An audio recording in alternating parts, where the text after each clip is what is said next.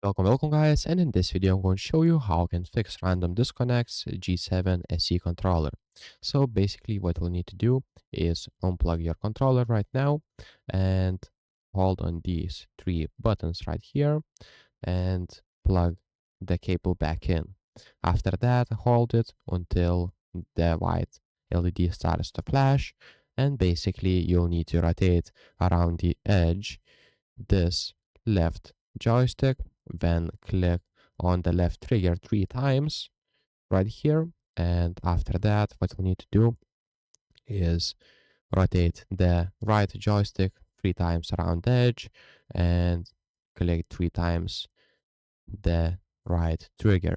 And after that, to confirm, just click on A button and this LED will stop flashing. And that means you did a calibration for your controller and it should fix your problems.